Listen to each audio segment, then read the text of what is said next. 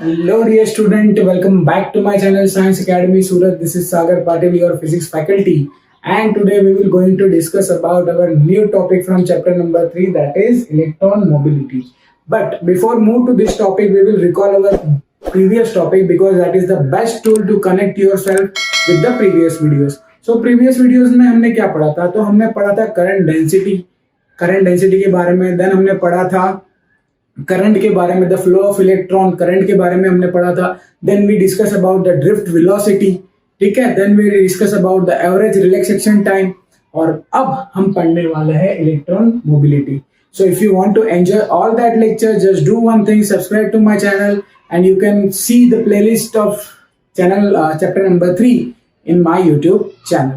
So चलो start करते हैं इलेक्ट्रॉन मोबिलिटी के बारे में. So if you search in Google में आप पता करोगे कि व्हाट इज मोबिलिटी. सो आपको एक बेसिक मस्त सा उसका आंसर मिलेगा. और what is mobility? Mobility is nothing but mobility is the ability of any particle और any substance which can easily move. मतलब मूव करवाने की जो भी प्रॉपर्टी होती है उसी को हम कहते हैं मोबिलिटी. कैसे? तो चलो एक एग्जांपल लेके समझते हैं. सपोज मैंने एक क्या किया है, ट्रैक लिया. ठीक है. ये दोनों सेम ही ट्रैक है. ठीक है. दोनों सारी प्रॉपर्टी सेम है, फ्रिक्शन वगैरह सब कुछ सेम है. अभी मैंने इसके ऊपर एक मस्त सी साइकिल ली है. ठीक है. सुंदर सी साइकिल. सो एक साइकिल ली है मैंने. ठीक है. मेरी ड्राइंग इतनी अच्छी नहीं है बट फिर भी आप समझ जाओगे ऐसा मैं इमेजिन कर लेता. तो ये इसकी सुंदर सी सीट है, ये मेरा हैंडल है. ठीक है. चलो तो इसको भी उसी तरीके से ड्रॉ करता है. ये मेरी मस्त सी सुंदर सी सीट. ठीक है. चलो तो ये मेरी साइकिल है. ये दोनों साइकिल मतलब ये जो दोनों साइकिल है वो दोनों साइकिल भी सेम है. ठीक है. अभी इसके ऊपर बैठ के मुझे इसको चलाना है. ठीक है. बट डिफरेंस क्या है कि एक जो साइकिल है, ये जो साइकिल है, ये दोनों साइकिल 5 साल पुरानी है. ठीक है. 5 years ओल्ड. ये दोनों 5 साल पुरानी है. ठीक है. पानी में ऐसी पड़ी सड़ रही थी.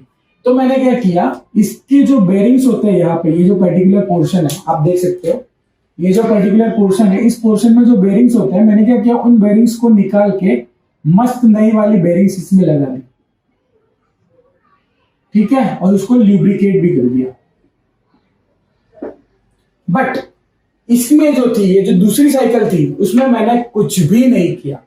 ठीक है. चलो एक को मैंने सुंदर सा लुब्रिकेट किया, इसको कुछ भी नहीं किया. अब मैं इसके ऊपर बैठ गया. ठीक है. और मैंने क्या किया, इसको चलाना शुरू किया. ठीक है. चलाना शुरू किया तो उस टाइम पे सपोज हम करते हैं कि इसके ऊपर जो फोर्स मैंने प्रोड्यूस किया, that force would be 10 Newton. और उसकी वजह से जो वेलोसिटी मुझे गेन हुई दैट इज 15 मीटर पर सेकेंड. ठीक है.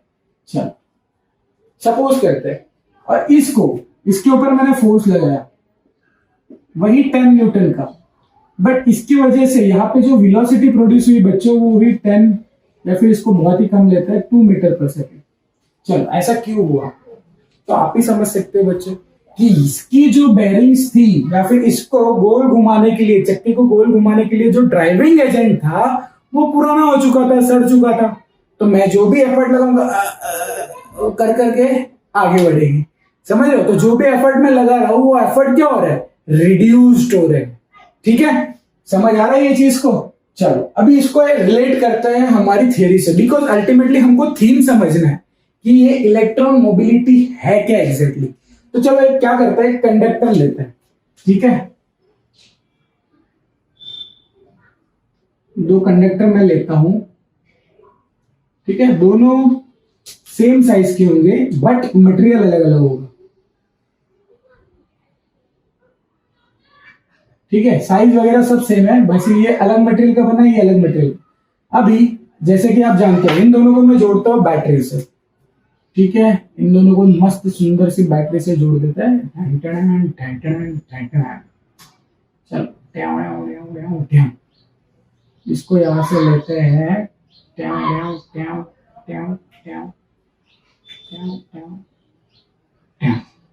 चलो ये 10 वोल्ट की बैटरी है, ये भी 10 वोल्ट की बैटरी। चलो अभी कंडक्टर है तो इसमें क्या होंगे, नंबर ऑफ फ्री इलेक्ट्रॉन्स। तो चलो इसमें फ्री इलेक्ट्रॉन्स दिखा देते हैं हम।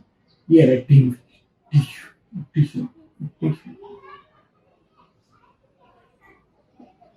ठीक है। चलो ये हो गया सुंदर से फ्री इलेक्ट्रॉन, और इसमें भी फ्री इलेक्ट्रॉन्स होंगे, इसको इससे दिखा देते हैं।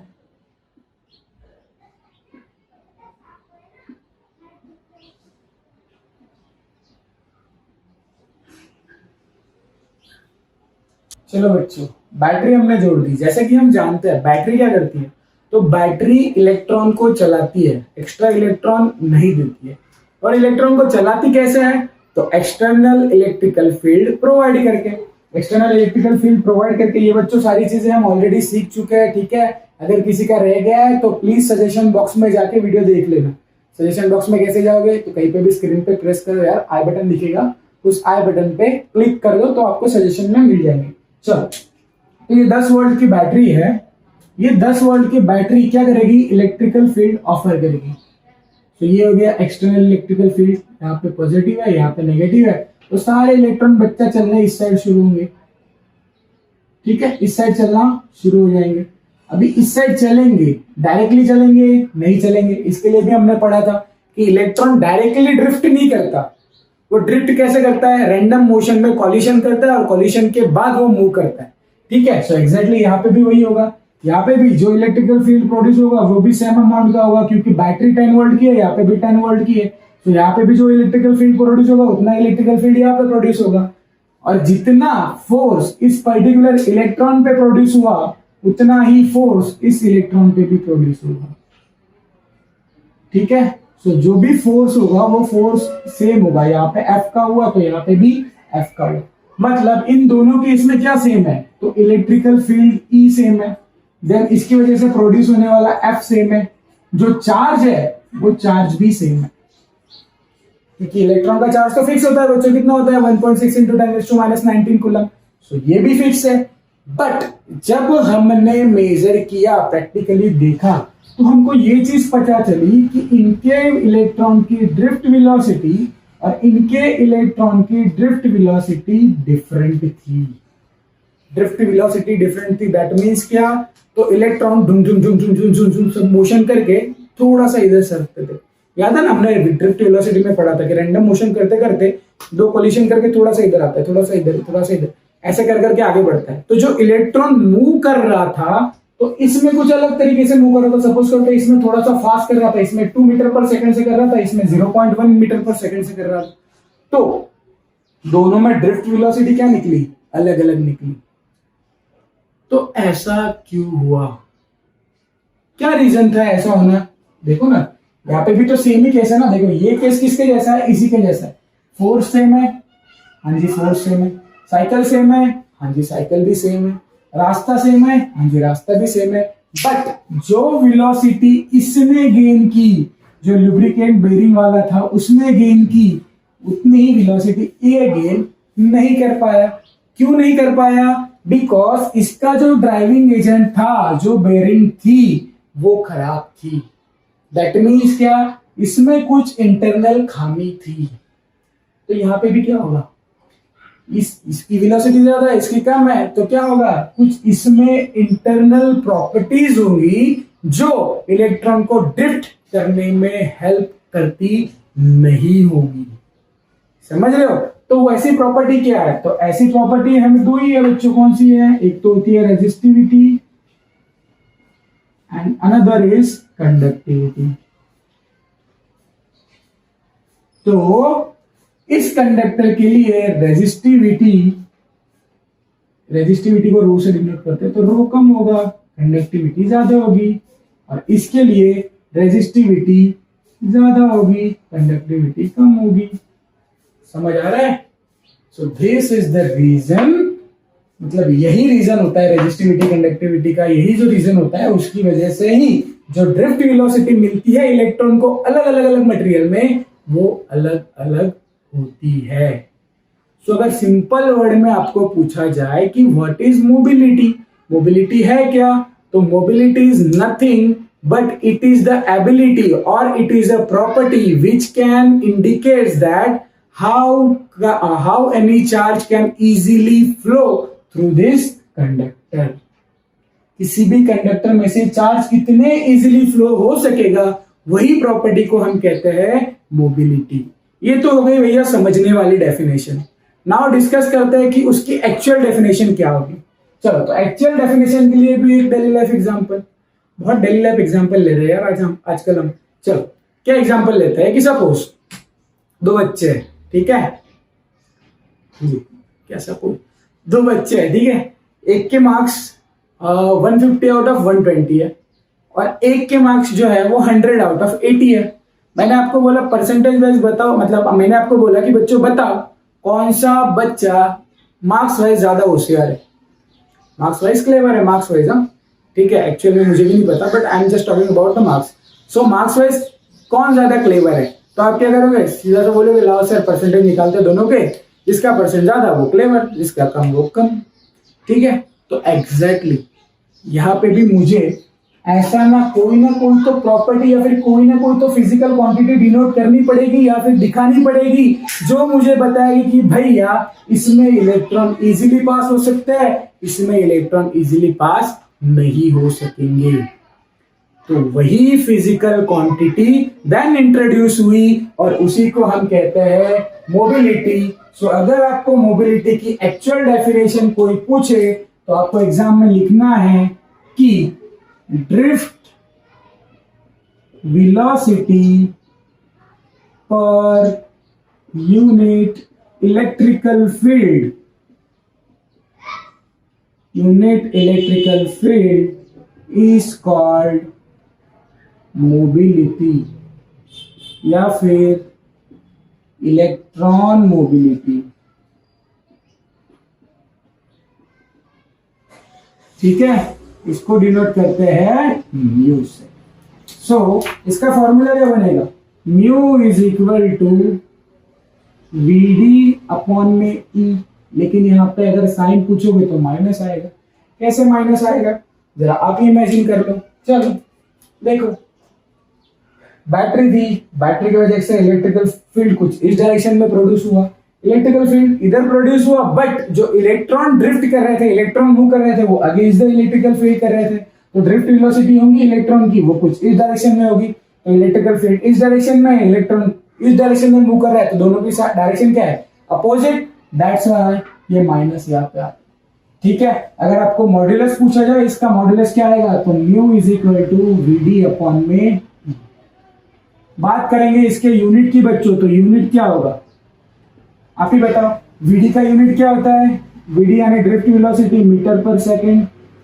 इलेक्ट्रिकल फील्ड का वोल्ट पर metre, so metre square upon में सेकंड वोल्ट, या फिर इसको हम ऐसे भी लिख सकते हैं metre square second inverse volt inverse. इसी के ऊपर से आप इसका डायमेंशन फॉर्मूला भी ढूंढ सकते हो. सो दिस इज ड्रिफ्ट वेलोसिटी. यहां पे हमने इसको इंट्रोड्यूस कर लिया. चलो, तो आगे इसके रिलेशन ढूंढेंगे कि कंडक्टिविटी के साथ इसका क्या रिलेशन है, रेजिस्टिविटी के साथ इसका क्या रिलेशन है. So please stay tuned with this video till the end. तब तक के लिए स्नैपशॉट ले लो. अच्छा, तो ऑलरेडी हमने इसमें का इलेक्ट्रॉन मोबिलिटी टॉपिक कवर कर लिया है. अब बात करेंगे relation between conductivity and resistivity with electron mobility. चल, इलेक्ट्रॉन मोबिलिटी के साथ मेरे को रिलेशन ढूंढना है इसका कंडक्टिविटी और रेजिस्टिविटी का. चल, तो स्टार्ट करते हैं.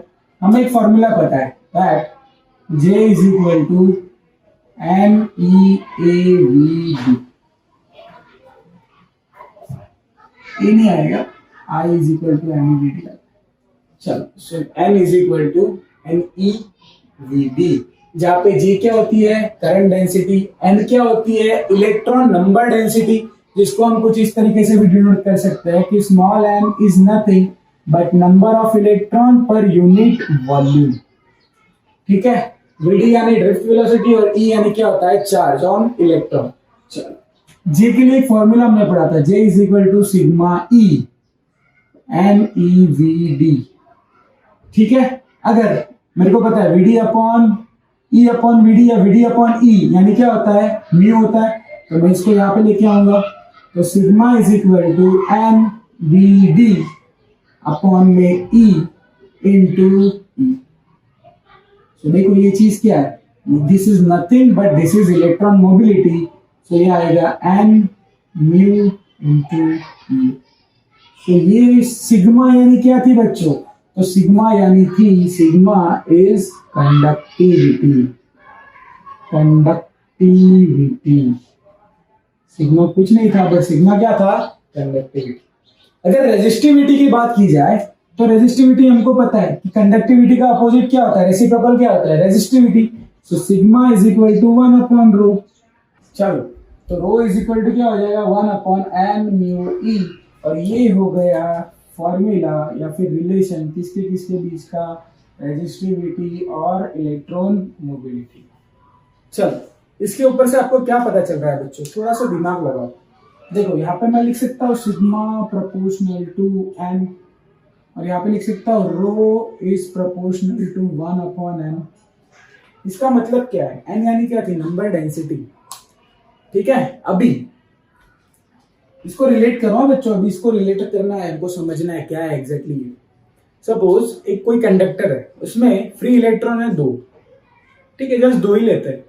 और दूसरा एक कंडक्टर लेते हैं जिसमें फ्री इलेक्ट्रॉन, सपोज एक कंडक्टर है, इसमें 2 इलेक्ट्रॉन फ्री है, फ्री इलेक्ट्रॉन सिर्फ 2 है, और इसमें एक फ्री इलेक्ट्रॉन 200। आप मुझे बताओ कौन ज्यादा करंट बनाएगा, क्योंकि करंट का फॉर्मूला क्या है, चार्ज का फॉर्मूला क्या है, Q is equal to N E, और जिसका चार्ज ज्यादा उसका करंट भी ज्यादा। तो कौन ज्यादा करंट बनाएगा, जिसमें फ्री इलेक्ट्रॉन्स का नंबर ज्यादा है। तो जिसमें फ्री इलेक्ट्रॉन्स का नंबर ज्यादा है बच्चों, उसकी कंडक्टिविटी क्या है, ज्यादा है। अगर कंडक्टिविटी ज्यादा है तो रेजिस्टिविटी क्या है, कम है। देखो वही चीज यहाँ पे हमने प्रूव की, कैसे, तो देखो इफ एन ज्यादा है, यानी पर वॉल्यूम में इलेक्ट्रॉन के नंबर ज्यादा है, तो इलेक्ट्रॉन के नंबर ज्यादा है, दैट मीन्स कंडक्टिविटी भी क्या हो जाएगी, ज्यादा हो जाएगी। बट अगर कंडक्टिविटी ज्यादा हुई या फिर इलेक्ट्रॉन के नंबर ज्यादा हुए तो रेजिस्टिविटी क्या हो जाएगी, कम हो जाएगी। और इसका उल्टा सिनेरियो आप इमेजिन कर सकते हो, अगर ये जो 2 था जिसमें 2 इलेक्ट्रॉन थे, उसमें कंडक्टिविटी क्या होगी, कम होगी। अगर कंडक्टिविटी कम होगी दैट मीन्स रेजिस्टिविटी क्या होगी, ज्यादा होगी। तो ये बहुत ही इंपॉर्टेंट रिलेशन है in terms of IIT JEE, और नीट में भी काफी सारे सवाल आते हैं। तो याद रखना, the number density is directly proportional to the conductivity and inversely proportional to the resistivity। इसको हम थोड़ा सा और डीप में समझते हैं। सपोज कंडक्टर लेते हैं और दूसरा लेते हैं सेमीकंडक्टर। चलो, कंडक्टर्स में चार्ज कैरियर क्या होता है, कौन चार्ज बनाने में हेल्प करता है, तो दैट इज फ्री इलेक्ट्रॉन्स। कौन बनाता है चार्ज, फ्री इलेक्ट्रॉन्स। तो उसकी जो कंडक्टिविटी होगी बच्चों, उसकी कंडक्टिविटी जो होगी वो होगी number density of electron into mobility of electron into charge of electron. समझ आ रहा है। सो ये फॉर्मूला भी याद रखना है आपको। याद क्या रखना है यार, सिंपल ही है, ये फॉर्मूला याद करो या फिर इसको समझो सही से, ये बाकी सारे फ्री है, फ्री। ठीक है, चलो सेमीकंडक्टर की बात करते हैं। तो सेमीकंडक्टर में चार्ज कैरियर्स क्या होते हैं, तो चार्ज कैरियर्स होते हैं electrons as well as holes. Electrons भी होते हैं और होल्स भी होते हैं। तो जो मुझे करंट बनाने में हेल्प करेगा वो कौन करेगा, तो भैया इलेक्ट्रॉन्स भी करेंगे और होल्स भी करेंगे। तो जो मेरी कंडक्टिविटी होगी बच्चा पार्टी, वो कंडक्टिविटी मेरी सिर्फ और सिर्फ इलेक्ट्रॉन पे डिपेंड ना होके वो मेरे होल्स के नंबर डेंसिटी, उसकी मोबिलिटी और उसका चार्ज उस पर भी डिपेंड होगा। समझ रहे हो ये रिलेशन, कुछ दिमाग में आ रहा है, कनेक्ट हो रहा है। ठीक है, सो कनेक्ट हो रहा है तो यार लाइक कर देना और सब्सक्राइब भी कर लेना चैनल को। चलो stay tune with this video, because इसके बाद हम बहुत ही इंपॉर्टेंट टर्म समझने वाले हैं। फटाफट से इसको रिकॉल कर लेते हैं। देखो, हमें रिलेशन ढूंढना था किसके बीच का, कंडक्टिविटी और रेजिस्टिविटी के बीच का। तो हमको पता है J is equal to formula होता है NeVd, और हमको पता है N यानी क्या, N अपॉन V यानी numbers of electron per unit volume. J का फॉर्मूला सिग्मा इंटू E, और ये NeVd जैसे के तो ऐसा हमको पता है drift velocity per unit electrical field is said to be a mobility. So हम क्या करेंगे, sigma is equal to N, वो ई को इधर भेज देंगे तो VD upon E into E, इसकी जगह पे आ गया म्यू। सो ये मुझे मिल गई कंडक्टिविटी, ठीक है, हो जाता है, ठीक है। सो ये मुझे मिल गई कंडक्टिविटी। कंडक्टिविटी का रेसिप्रोकल क्या होता है, रेजिस्टिविटी, तो रेजिस्टिविटी मिल गई। बट इन दोनों फॉर्मूले के ऊपर से मुझे बहुत ही सुंदर सा रिलेशन मिला, जो ये था कि if number of electron increases that means conductivity increase, and if number of electron increases then resistivity will decreases। ठीक है, फिर हमने पढ़ा कि भैया जो कंडक्टर होता है, कंडक्टर में जो चार्ज प्रोड्यूस होता है या फिर जो करंट बहता है, that is because of free electrons, so sigma is equal to me mu e into e। ठीक है, और सेमीकंडक्टर्स में इलेक्ट्रॉन्स और होल्स दोनों की वजह से होता है, दैट्स व्हाई इन दोनों का सम। So please take a snapshot. फिर हम आगे बढ़ते हैं बहुत ही इंपॉर्टेंट रिलेशन के लिए, जो हमने ऑलरेडी पढ़ा है बट थोड़ा सा और उसमें डीप समझते हैं। ठीक है, चलो प्लीज टेक अ स्नैपशॉट। चलो बच्चों, सो आगे बढ़ते हैं और बात करते हैं आज के last topic, that is effect of temperature on resistivity and conductivity. चलो, सो इसको समझते हैं। एक रिलेशन तो हमने ऑलरेडी ढूंढ लिया है, ठीक है, इसके बारे में ऑलरेडी हमने डिटेल में बात कर चुके हैं। अभी इसके लिए बात करते हैं। तो हमें एक फॉर्मूला पता है, क्या फॉर्मूला पता है हमको, J is equal to NeVd। ये फॉर्मूला याद ही रख लेना बच्चों, बहुत जगह पे यूज हो रहा है। थोड़ा सा साफ कर लेते हैं, तो खराब दिख रहा है। चलो, so J is equal to NeVd हो गया। अभी हमको Vd के लिए एक फॉर्मूला पता है, क्या, कि acceleration is equal to velocity पर टाइम। ठीक है, अगर मेरा एक्सेलरेशन a है तो वेलोसिटी, ड्रिफ्ट वेलोसिटी, और उसके लिए टाइम लगता है, that is average relaxation time.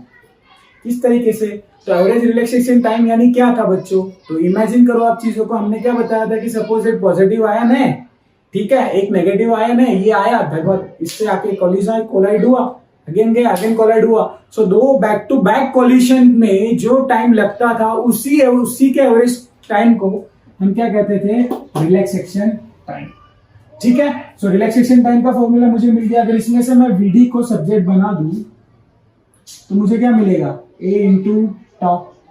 ठीक है, बट A यानी क्या होता है, तो हमको फोर्स का फॉर्मूला पता है, क्या, F is equal to m into A। So A is equal to क्या होगा, F अपॉन में m इंटू टॉप। ठीक है, so Vd is equal to F यानी कौन सा फोर्स, तो इलेक्ट्रोस्टैटिक फोर्स। तो इलेक्ट्रोस्टैटिक फोर्स के लिए हमको फॉर्मूला पता है, E is equal to F upon में Q बच्चों।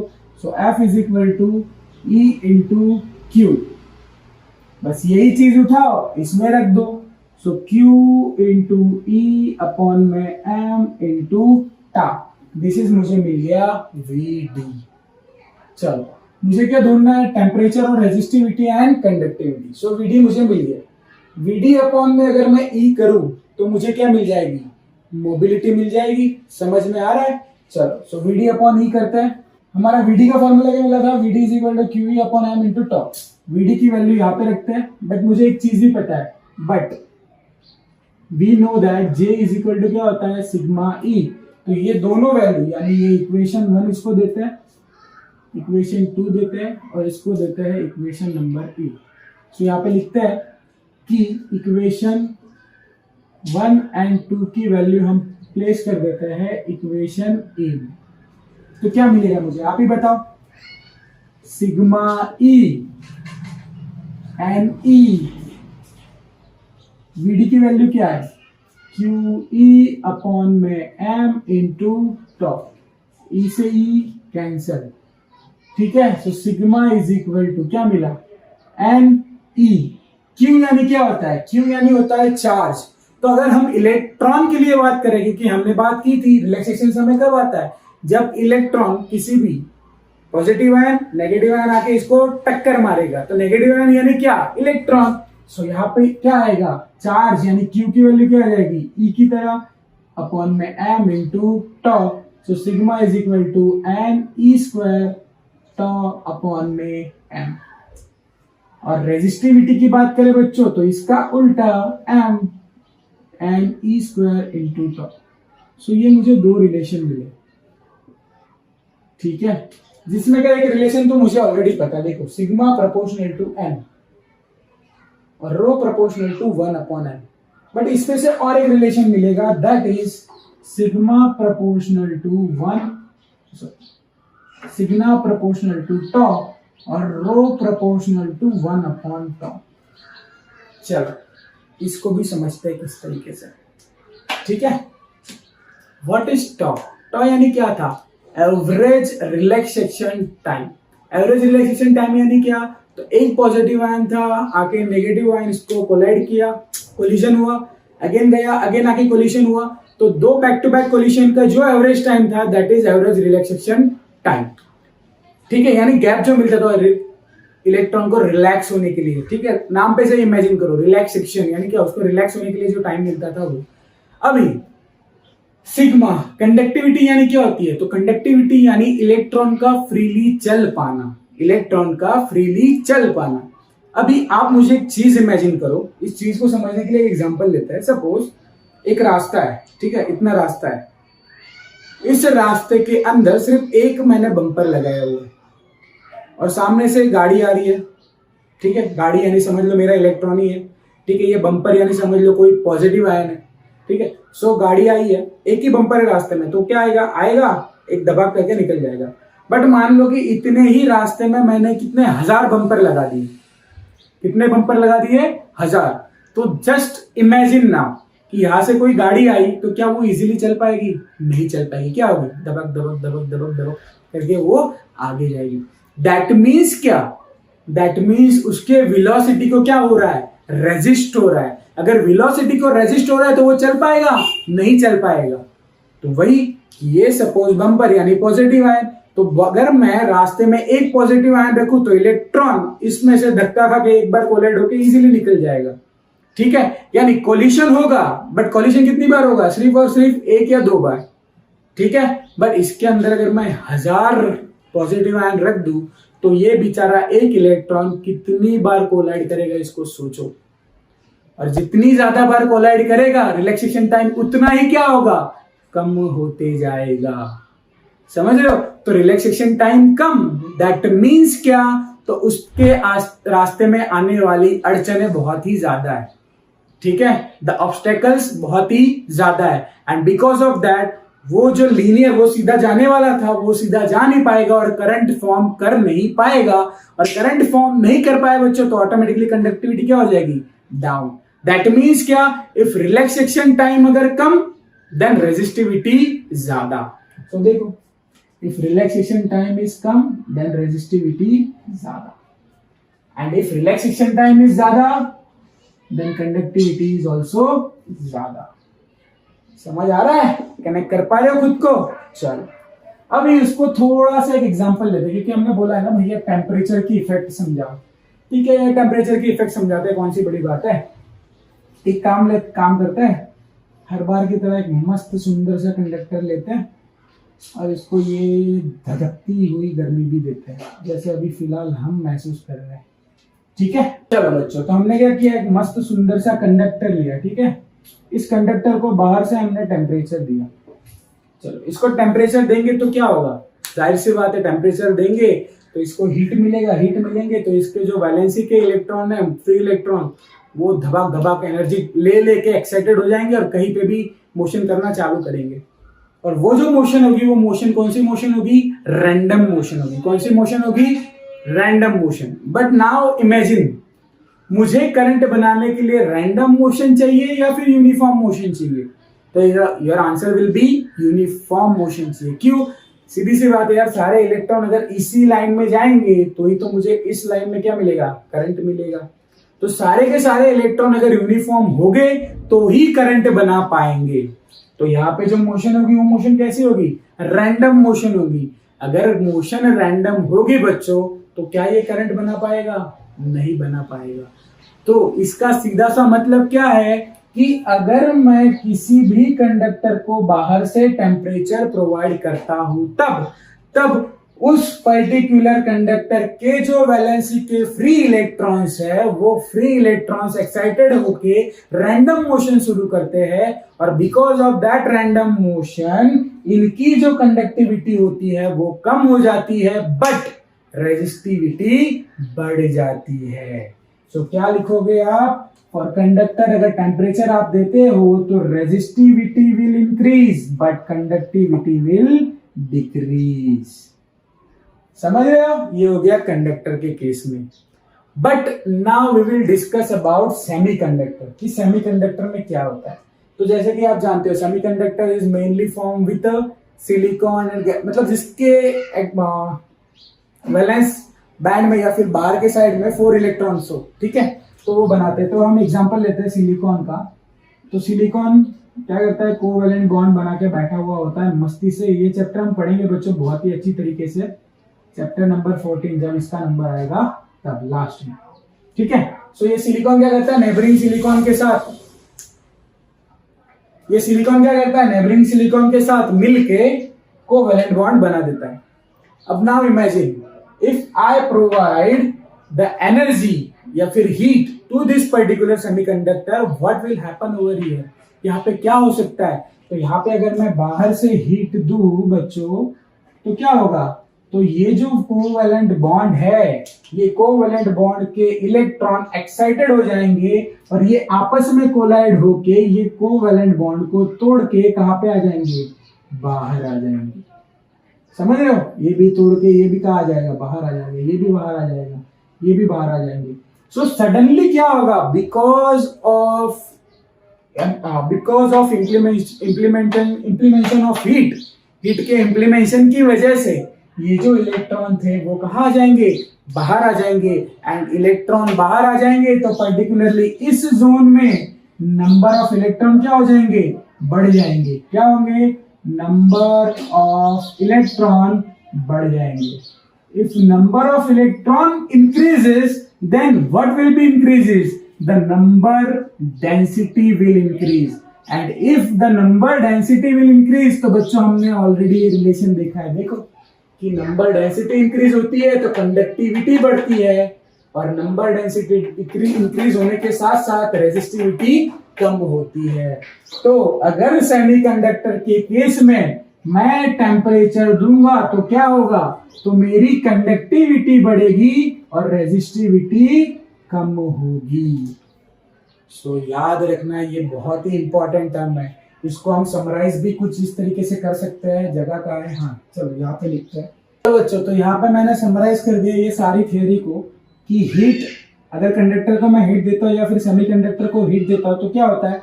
कंडक्टर को हीट देने की वजह से रैंडम मोशन बढ़ जाती है, और रैंडम मोशन बढ़ने की वजह से रिलैक्सेशन टाइम कम हो जाता है, और रिलैक्सेशन टाइम कम होने की वजह से क्या बढ़ जाती है? रेजिस्टिविटी। जो रेजिस्टिविटी बढ़ जाती है बट कंडक्टिविटी डिक्रीज हो जाती है। बट सेमीकंडक्टर में क्या होता है कि अगर आप हीट दोगे तो ये कोवैलेंट बॉन्ड टूट जाएगा, कोवैलेंट बॉन्ड टूट जाएगा तो फ्री इलेक्ट्रॉन्स बढ़ जाएंगे और यहाँ पे होल्स बढ़ जाएंगे, और दोनों क्या है? चार्ज कैरियर है। किसमें? सेमीकंडक्टर में। और because of that your conductivity will increase and resistivity will decrease. So please take a snapshot.